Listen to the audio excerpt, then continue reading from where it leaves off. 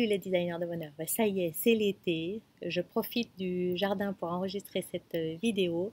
Je vous partage aujourd'hui un projet de décoration d'une maison de famille de bord de mer, donc ça sent vraiment l'été, complètement dans son jus, donc a été repensé et redécoré, voilà, qui avait vraiment besoin d'un rafraîchissement global. Alors je profitais de ce projet de décoration pour vous présenter un peu ma méthodologie, pour arriver à créer des planches d'ambiance, ce qu'on appelle des mood boards, pour mieux cerner ses envies et ses goûts, voilà, et pour arriver ensuite à un projet de déco qui vous plaît vraiment. Alors d'abord, comme dans tout projet, il faut établir un cahier des charges. Alors établir un cahier des charges pour soi-même, c'est toujours un peu bizarre, mais c'est simplement écrire sur un document vos envies, ce que vous voulez, l'intérêt du projet et vos goûts.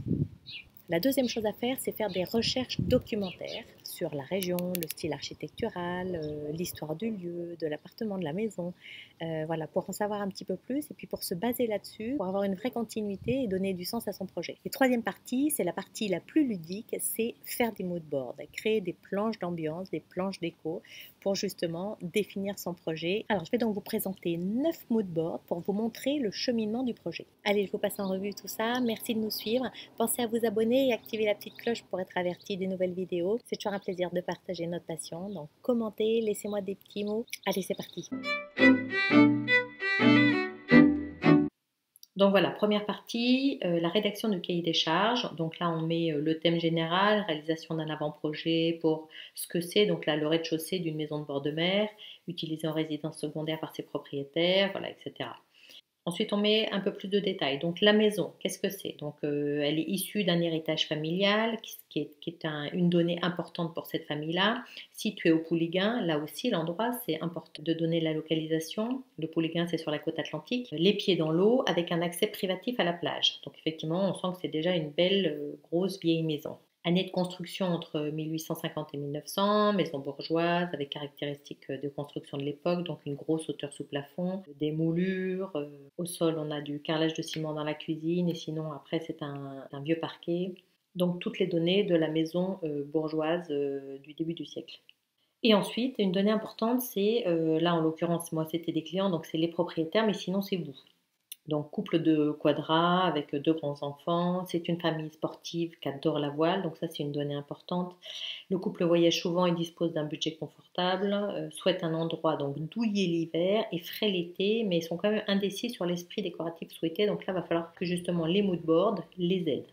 Un de leurs besoins aussi, c'était d'évoquer la région ponctuellement, donc le patrimoine culturel, architectural, ou les couleurs, ou les matériaux. Pas de mobilier existant conservé, donc, ou alors quand il y en a, il faut vraiment les prendre en compte. Là, en l'occurrence, le couple était ouvert à un mélange de mobilier chiné et neuf, et ça, donc, c'est important de le définir au démarrage. Alors, vous le voyez ensuite dans le deuxième slide, c'est vraiment tout ce qui est recherche documentaire. Donc là, j'ai fait des recherches sur la ville du Pouliguen, donc savoir quel est un petit peu l'historique, quel est son patrimoine naturel, plage de sable fin, voilà, mais c'est surtout une côte rocheuse avec de nombreuses criques. Donc ça, c'est une donnée qui sera importante pour moi sur le côté peut-être minéral à apporter à la décoration de cette maison. Voilà, le Pouliguen, c'est aussi un port et il y a beaucoup de marais salants dans la région. Autre slide où je fais un petit point historique sur le Pouliguen. Voilà, donc là, en faisant des recherches, j'ai découvert que l'arrivée du chemin de fer en 1879 a vraiment été un élément déclencheur pour faire de toute cette côte ouest du tourisme balnéaire. Donc sur toute la côte ouest, là, de Pornichet à la Baule, au Pouliguen, on va avoir des influences mauresques, basques, anglaises, art déco ou belle époque. Ça, c'est assez caractéristique de la région et donc il faut le prendre en compte en fait dans le projet de décoration. Et là, j'ai fait une diapo justement sur ce qu'est la villa balnéaire. Donc il y a un véritable concept en soi. C'était vraiment la transposition de la maison bourgeoise, mais en bord de mer. Là, je vais vous passer les détails. Dans tous les cas, là, je vous mets quelques villas célèbres de la région. Ça peut vous paraître un petit peu scolaire, mais toute cette recherche documentaire m'a permis d'établir 5 familles de visuels que je vais vous détailler maintenant, qui vont m'aider à créer ma mood board.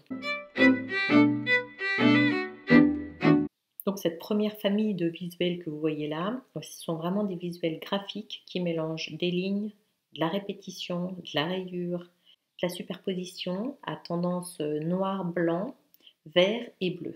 forcément c'est le zèbre dans cette mood board, mais c'est plus pour accrocher l'œil et pour ressentir le côté graphique. Tous les cadres de famille, parce que ça, comme on est dans une vraie maison familiale où l'histoire de cette maison est importante et on sent qu'il y a un vrai héritage. Voilà, ça c'est un élément de déco qu'on pourra décliner par la suite. Pareil, les livres, façon rangés dans une bibliothèque, parce que là aussi on sent que c'est un endroit où c'est une maison secondaire, donc on peut avoir le loisir de lire. Des papiers peints graphiques avec effectivement une tendance bleue et verte. La deuxième famille de visuels est caractérisée là par des couleurs toutes douces, la chaleur du bois, du sable et de l'osier. Des lignes courbes rajoutent de la douceur à des teintes opalines. On est vraiment là effectivement dans ce que recherche ce couple avec de la douceur, du douillet et une ambiance balnéaire avec justement le bois, le sable et l'osier. Mais j'ai pas mis du simple sable, j'ai mis des châteaux de sable, c'est-à-dire vraiment là on retrouve l'esprit famille avec les parents, les enfants à la plage. Là, les cœurs de rondins colorés, on sent un petit peu la translucidité de la mer avec le bleu turquoise, le jaune pour le soleil, voilà, avec cette forme ronde. Voici la troisième famille de visuels qui est là vraiment basée sur la douceur, la rondeur des objets et le rappel au passé et l'héritage. Le tiroir ouvert de la vieille table de cuisine, voilà, avec des cuillères prêtes à servir, où là on sent vraiment l'héritage. La photo avec un visuel de plage, des transats, on sent l'ambiance familiale. L'horloge avec un look vraiment vintage pour nous rappeler que le temps passe et l'héritage. Et le petit côté vaisselle ancienne avec un peu de dorure. Et on retrouve ce côté graphique de la chaise à carreaux avec effectivement une bonne touche de jaune qui rappelle la vaisselle pour là toujours la référence au soleil. Quatrième famille de visuels où là on a une vraie prédominance minérale qui présente une large palette de valeurs autour du vert de mer avec la transparence qui apporte de la fluidité. Donc là forcément la vague donne toute la puissance de la mer mais avec des couleurs douces plutôt. Là on est plutôt tourné vers le bleu et ce fauteuil tout en rondeur mais aussi très travaillé, voilà, donne de la puissance à ce visuel, voilà, pour apporter vraiment le côté minéral que l'on trouve sur toute la côte atlantique. Et cinquième famille de visuels qui est vraiment là basée sur la douceur des matières, la chaleur des tissus et des peaux, qui apporte vraiment un côté cosy, côté nid douillet. Même si ça reste une maison de bord de mer, une maison balnéaire, il faut vraiment qu'on ait un aspect très très nid douillet. Et là, on le retrouve complètement avec des tissus, du molleton, des couettes, du lin, des fauteuils tout en rondeur et tout molletonné, les peaux de bête, effectivement. Voilà, donc ça, ce visuel est là vraiment pour apporter beaucoup de douceur et beaucoup de douillet à ce style de décoration. Voilà, donc là, on a nos 5 planches avec des familles de visuels assez différents les uns des autres, mais qui nous donnent là, normalement, l'ensemble de l'esprit décoratif qu'on veut mettre au rez-de-chaussée de cette maison. De ces 5 familles de visuels, on va en extraire vraiment le plus important pour réaliser la mini planche déco. Et donc là, vous la voyez, cette mini planche déco, on est vraiment dans de l'ancien, de l'histoire. Il y a le rappel avec cette énorme horloge posée au sol, le sol en carreaux de ciment damier noir et blanc, où on sent qu'il y a eu beaucoup de passages. On sent que c'est une vieille maison. Les murs sont un petit peu délabrés. Il y a vraiment cette couleur jaune qui ressort, qu'on a retrouvé sur plusieurs planches déco précédemment. On retrouve le côté graphique avec les valises, le papier peint et bien sûr le sol graphique. On a toute la douceur du verre qui est en fond, là, le vert opaline. Le côté valise, c'est justement pour rappeler que c'est une famille de voyageurs donc qui aiment beaucoup voyager, bouger et rapporter des souvenirs de leur voyage. Et on a ce velours vert foncé qui apporte vraiment beaucoup de douceur. Donc là, cette mini planche déco, c'est la synthèse des 5 planches que je vous ai montrées précédemment. On retrouve les codes couleurs, on retrouve le graphique, on retrouve la notion du temps, de l'héritage, on retrouve la notion de vieille maison et on retrouve la notion de voyage. Alors une fois qu'on a réalisé sa mini planche déco, qu'on a une idée assez claire normalement de ce qu'on veut en esprit décoratif, ben là on attaque la planche d'ambiance. Alors la planche d'ambiance, c'est vraiment là ce qu'on appelle le mood board. Et là on va aller piocher dans des magazines de déco, découper des éléments qui nous paraissent intéressants pour notre décoration. Alors là c'est une mood board, une planche d'ambiance qui là en plus a de la perspective. Alors on n'est pas obligé de le faire tout le temps parce que c'est quand même assez fastidieux. On peut tout à fait faire une mood board avec des éléments à plat qu'on pose. Là j'ai essayé moi de de trouver des éléments de déco que j'ai découpés, mais que je puisse positionner, donc des éléments plus petits que je mets au fond et des éléments plus gros que je mets en avant, donc pour donner cet aspect de perspective. Pour moi, j'avais l'impression d'avoir une vraie idée du futur salon.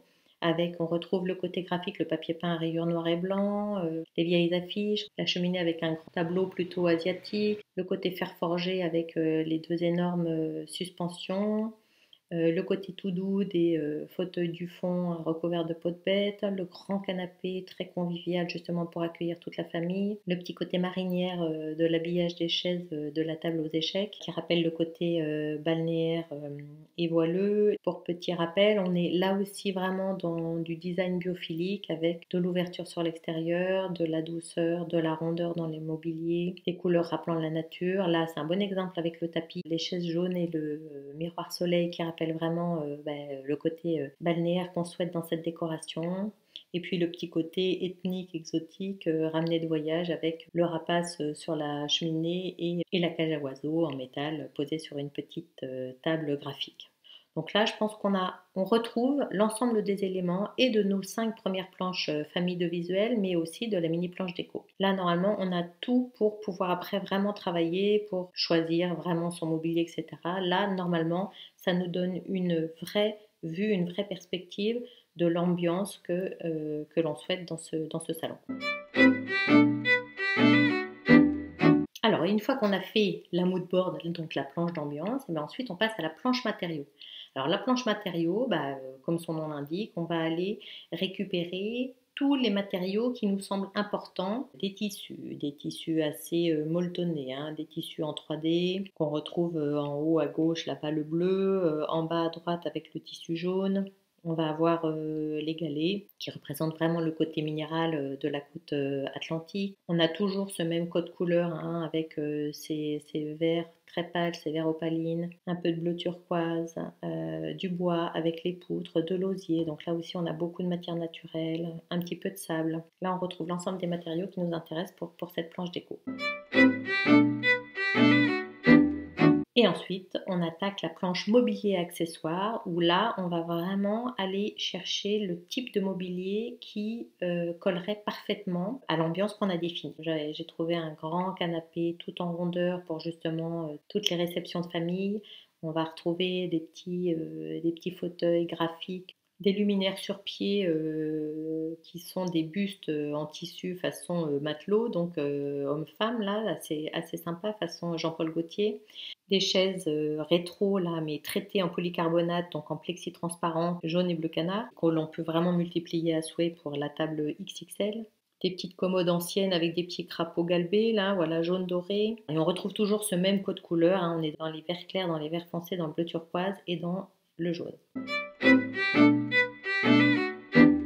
Et pour finir, on va avoir la dernière planche qui est vraiment la synthèse chromatique du projet, où là, on décline l'ensemble des couleurs, avec en premier le vert pâle et doux, donc un vert d'eau, un vert moyen pâle et laiteux qui tire légèrement sur le bleu, voilà, le vert opaline. En troisième, on va avoir un gris doux, neutre, très légèrement verdâtre, un gris perle qu'on va retrouver par exemple sur les canapés, qui est plus facile à trouver dans cette couleur et dont on se lasse moins. Sur les grosses pièces, c'est bien d'avoir des couleurs assez neutre, un bleu moyen soutenu, un teinté de vert, donc ce qu'on appelle plutôt le bleu canard en quatrième, en cinquième un blanc cassé qui tire un petit peu sur le gris, sixième on va avoir un vert gris très doux, en 7 on va avoir un jaune assez soutenu et légèrement verdâtre, comme un jaune moutarde, et ensuite un jaune vif très légèrement verdâtre aussi. Donc voilà, vraiment ça c'est une synthèse chromatique qui permet d'avoir sur un seul document l'ensemble des éléments de couleurs que l'on souhaite pour ce futur intérieur. Voilà, donc là on a travaillé sur les planches déco qui nous amènent après assez naturellement à faciliter le choix des couleurs, le choix des matériaux, le choix du mobilier, le choix des accessoires. Donc une fois qu'on a fait ce travail-là, ensuite on peut attaquer les plans et ça va être le sujet de la semaine prochaine. Merci beaucoup de votre attention, je suis ravie d'avoir partagé ce moment avec vous. La semaine prochaine, on passera à la deuxième partie du projet qui est vraiment les plans, l'implantation du mobilier et de la déco sur plan et en dessin. Je vous montrerai tout ça la semaine prochaine. Merci de nous suivre, pensez à vous abonner et puis à très vite et bon début d'été.